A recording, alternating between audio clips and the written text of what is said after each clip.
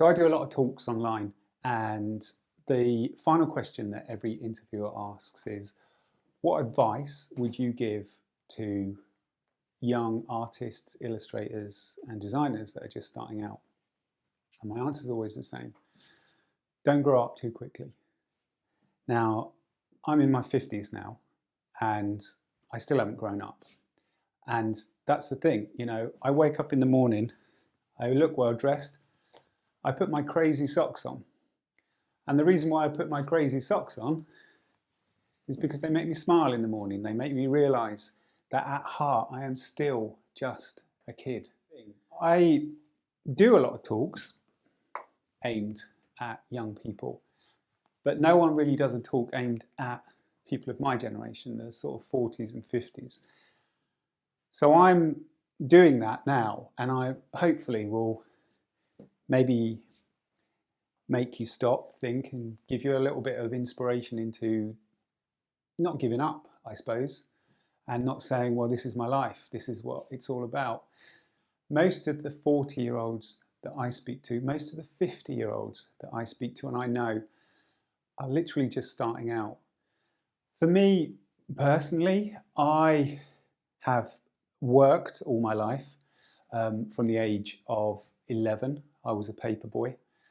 So I used to walk the streets of Bracknell, where I used to live, and deliver papers at 5 o'clock in the morning. I went up to an evening paper round, which made me feel really super powerful, just because it was a bit of extra money. But I've always worked. So I was a postman, I was a decorator, I worked as a petrol pump attendant on a forecourt. I've worked in a factory doing 12-hour shifts. We used to have temp agencies, so if I wasn't in a full-time job, then I would be working in a temp agency, maybe at Dell Computers, fitting bits into computers, or labouring on a building site, anything to basically make money. I also worked in a shop, I worked in a cafe, I worked in a restaurant. I spent 3 years working on a cruise ship. Now, those years, I learned so much, not just about myself, but also about life and culture and people as well.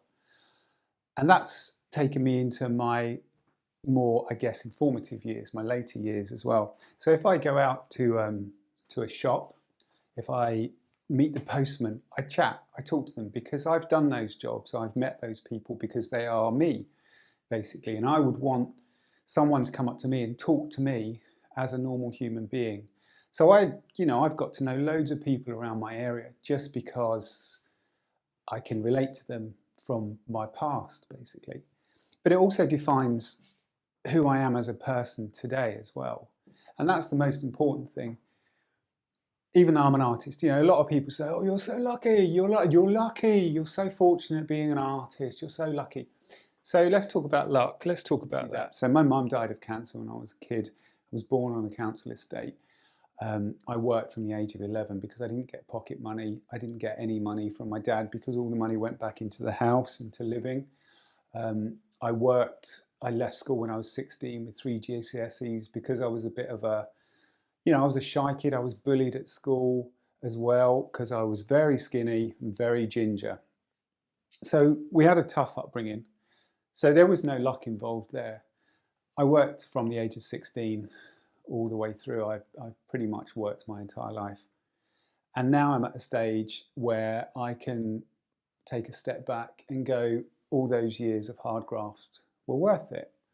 Now there's a lot of people out there, there's a lot of 40, 50-year-olds who are in the same situation. We've all lived our lives in the most amazing way. Smoking in pubs. We used to go to Malta. My dad was Maltese, so once a year we'd go to Malta during school time because it was cheaper.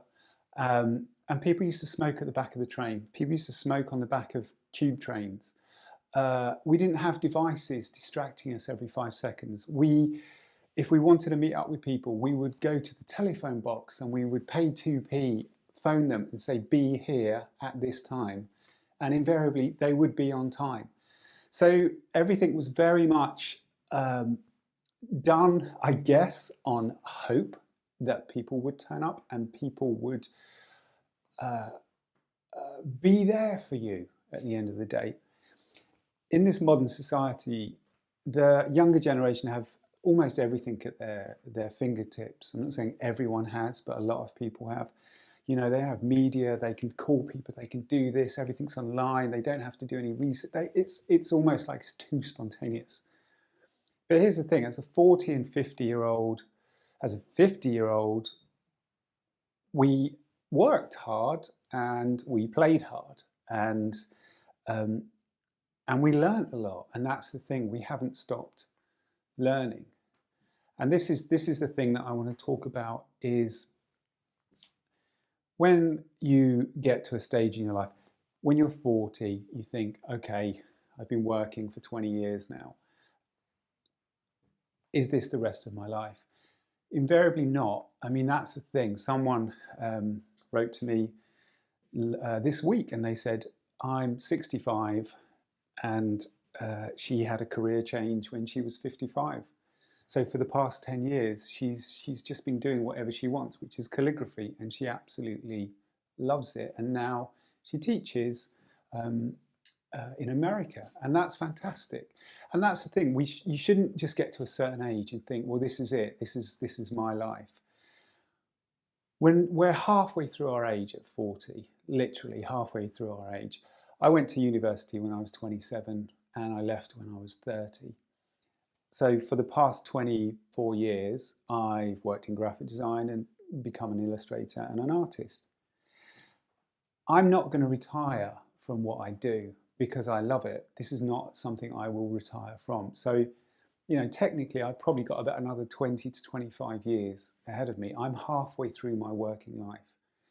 So when you get to this sort of age, don't just think this is it. Don't just think, well, you know, what else can I do? The first part of your life was a workout. That was your experience part. That was your learning part. And that's the thing. You take what you've learned and then you adapt so that you can actually do something that you really want to do as you get older. But you can look back at past experiences and include those in your later life, if you like. Now I'm 54. I've got a full head of hair. If Harry Styles has still got this sort of hair when he's 54, good luck to the man. So a couple of years ago, I was in Sweden and we met this really lovely Swedish lady and we went to her apartment and she showed us around. It was a massive place. And there were artworks all over the place. There were resin artworks, there were paintings, there were ceramics, there was sculptures. There was so much on display. And we said to her, you know, these are amazing. You know, who are the artists? Who made all these pieces? And she looked at us and she said, well, I did, which kind of blew us away a bit. And we're like, but they're all completely different. And she said, yeah, every year I change what I do. I change my style of work. And every year I adapt and I learn new things. And then I work on that for a year. And then the next year I change and move on and so on. And I love that philosophy that you don't just get stuck doing one thing and you get stuck for being a one-dimensional artist or designer. It helped that she was incredibly wealthy and she had loads of room, but that's besides the point. You know, we can all do it. For me, I adapt my art to fit where I am and what I'm thinking on a yearly basis or a 6-monthly basis. I like to change what I do because it's important for me to not just get stuck doing the same thing over and over and over. I never enter awards, but this year I thought to myself, well, I'd finished the Corona Diary and I was incredibly proud of it. So I thought, well, let's put that into some awards and see what happens. So I entered it into design awards and illustration awards. The design awards blew me away. I did so well at the World Brand Design Awards, the Bowery Awards, and the Best Indie Book Awards. And I won like Grand Cru and Black Award and Gold for illustration and typography. The illustration awards, I didn't even get a look in. And maybe there's something there that helped me take a step back as well, in the fact that maybe I'm more of a designer than I am an illustrator. Even though the book was fully illustrated, maybe the design aspect of it reached a broader audience of people. And I think there's sometimes things like that are good for you, because it's almost like you need to take a step back and evaluate what you're doing and who your target audience is. And that has helped me maybe focus more of my energies, maybe more on the design side of things than the illustration side of things, even though I would still call myself an illustrator and artist. Maybe it's less about that and more about the design principles of what I do, and also the audience as well. I think I've always had this strong mindset of who to target through, I guess, working 15 years in graphic design. And that has helped me from a business perspective understand my target audience a little bit better. People my age have gone through a lot of experiences, and if anyone has run their own business or started their own business, you'll realize that it's not all about creativity. For me, I would say my average is probably 40% creativity, and the rest is to do with business, marketing, logistics. And that is a whole wealth of experience running your own business and understanding your client base, but also dealing with clients on a daily basis as well. Human interaction is so important, and also the willingness to communicate properly with somebody that you've just met in a rational and kind way is always really super important. So I think that's the one thing about being older, is that we have this strength in communication for people of all ages. I remember when I went through the transition from graphic designer to illustrator, and I was up in the countryside and I was on the phone to someone close to me, and I said, you know what? I think I'm going to give up graphic design, and I think I'm going to become an illustrator. Thinking they were going to support me and just go, yeah, good for you if that's what makes you happy. And they came back and said, why? Why would you do that? Why would you do that? You're giving up good money as a graphic designer to become an illustrator. How are you going to make any money? How are you going to live? How are you going to survive? And I came off the phone, and I was really annoyed. I was really, really annoyed. And I thought, because you're not getting what I'm doing. You're not getting who I am. I worked in graphic design for 15 years, and I loved every moment of it. But it was getting to a stage where I think I was 43 at the time, 44, and I thought, I don't know if I want to be 50 and doing this, sitting on a desk and moving numbers around and playing with colors while an account handler is behind me telling me how to do stuff. And I thought the reason why I'm doing it is because illustration makes me happy.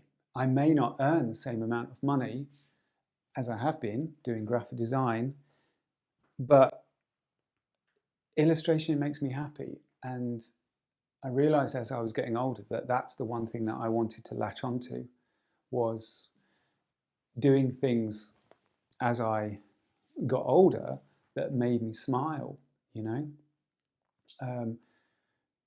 And that's really important. The problem is that when you tell people that you want to do something different, you'll always get the naysayers, you'll always get the questioners, you'll always get the people that say, why are you doing that? And they're often the closest people to you. It's often family members or close friends that will just go, why are you doing that? Why would you do that? How are you going to make any money? How are you going to be happy? How are you going to buy a new car? How are you going to have the latest iPhone? How are you going to get a new laptop? You know, how are you going to go on holiday? How are you going to do?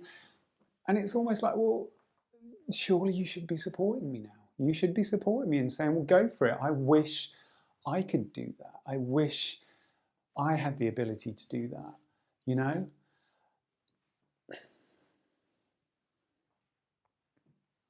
When I was a graphic designer, I worked on so many different projects, from branding to interiors, to marketing, everything. And it was always the account handlers that would take the project and then present to the client. And it was always the account handlers that ended up going on these amazing journeys around the world, presenting my work or another designer's work. And I was always really, really jealous. The furthest I got as a graphic designer was in Glasgow on an industrial estate when I did the rebranding for QuickFit when I worked at 2020. And that was glamorous for me, being on a plane and going to Glasgow.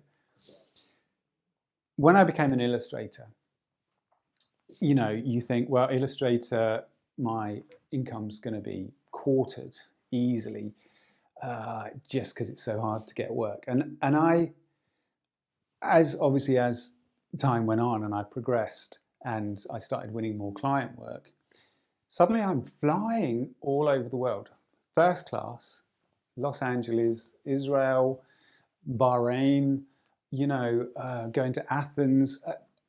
I'm an illustrator. I changed my career when I was 44, thinking I can't be a graphic designer. It changed my life.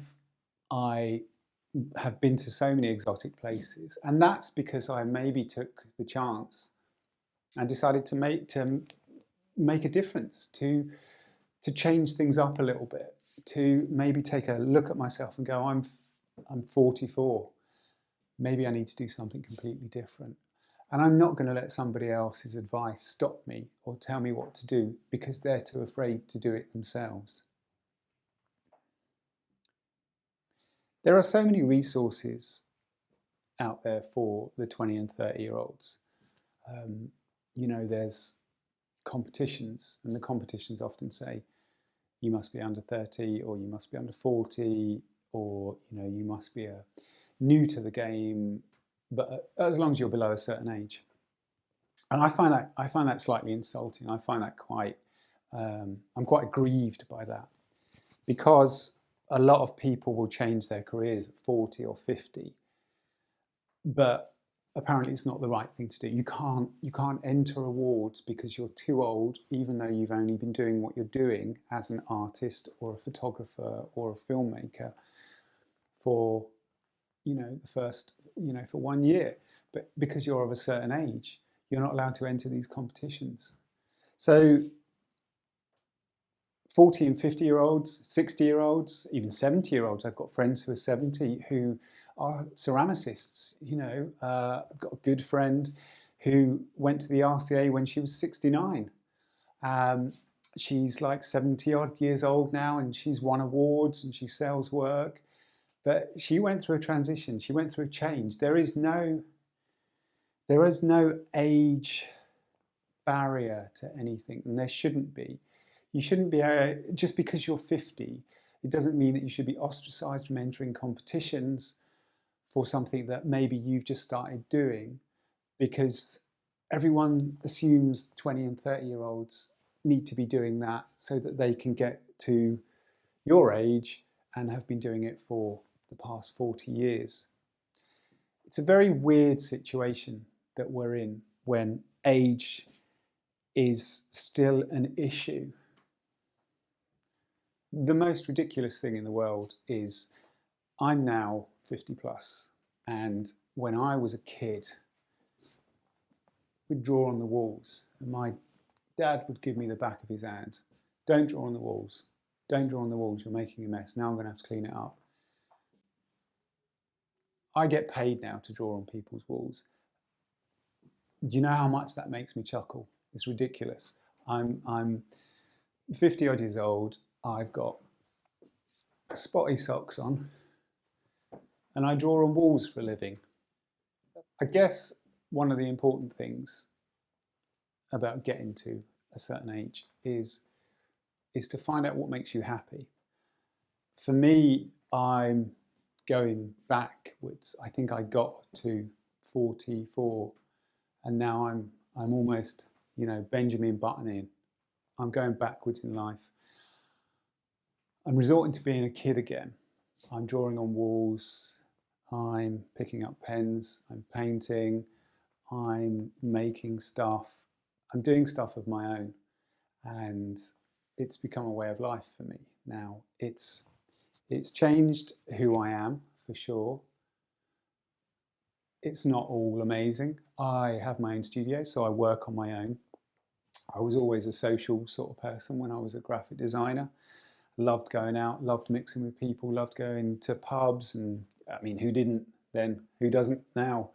Um, but I guess I had to adapt to a new way of thinking, a new way of life at the same time. And because I wanted to make a change for me personally, I can appreciate what I do more, even though I have to understand that it's for myself, and it's quite a lonely place to be at times. But ultimately, it makes me happy because I don't have anyone to answer to, and I can control my days. And there's going to be days and weeks and months where I don't earn any money, but I've learnt to adapt and to have a certain, I guess, amount of cash put aside for those moments as well. So I'm not frivolous. I've still got a really old iPhone. I drive a car with 80,000 miles on the clock. That's like I don't know, 5 years old. I'm not frivolous with cash. I'm not frivolous. I don't have to show off anymore. I've got no one to show off to, which helps. Yeah.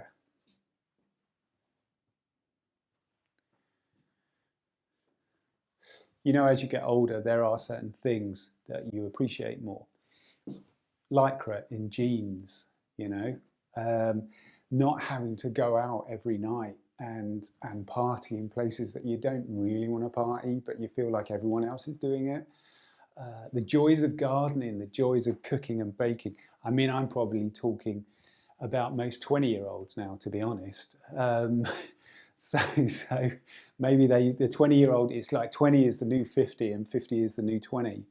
Uh, Maybe that's the thing, it's like Thursdays was the new Friday, 50s is the new 20.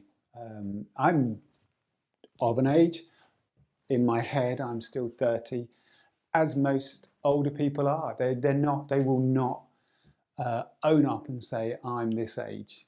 They go, yeah, yeah, but I've still got the brain of a 30-year-old, still got the mind and the outlook of a 30-year-old. And that's the thing that keeps us young, I guess, is the mindset.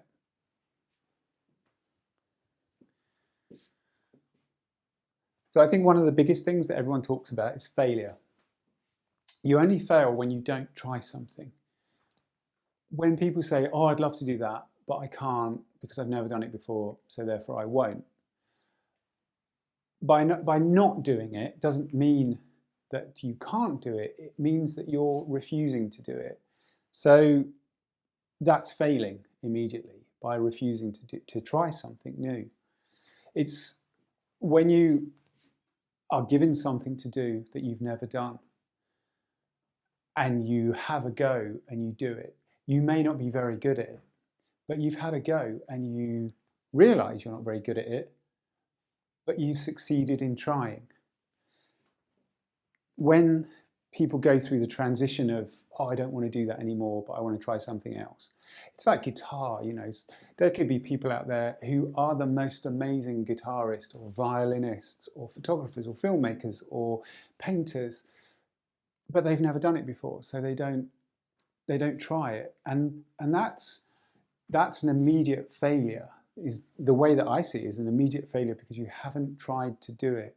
So therefore, you're refusing to not fail, but you're refusing to not try and have a go at something. You know, I think if I if I hadn't picked up some pens and started illustrating, I wouldn't be where I am today. I'm not talking about this room, but I'm just talking about physically being an artist, being an illustrator. I gave it a go. I put it out there. I did some marketing, and it changed my life. I succeeded. I tried, and I succeeded. There's a really good quote someone sent me from Teddy Roosevelt, which I'll read to you, and it's about people that criticize what you do and your decisions that you make. So I'll just read it. It is not the critic who counts, not the man who points out how the strong man stumbles, or where the doer of deeds could have done them better.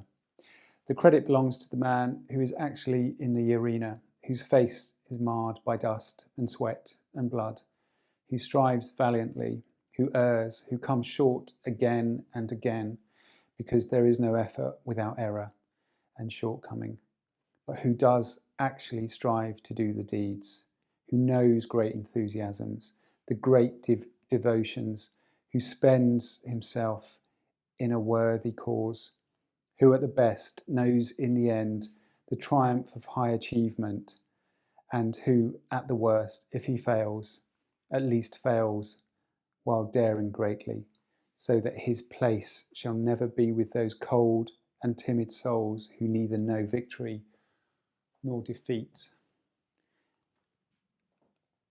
That's a great, great, great set of words. You shouldn't listen to the naysayers. You should listen to your own heart. You should do things because you want to do them, and you should live a life that you want to live and be happy doing it. And if those people can't support you, then maybe those people shouldn't be around you. Surround yourself with the people that will understand what you do and will support what you do. And you'll have an absolutely wicked life. Trust me.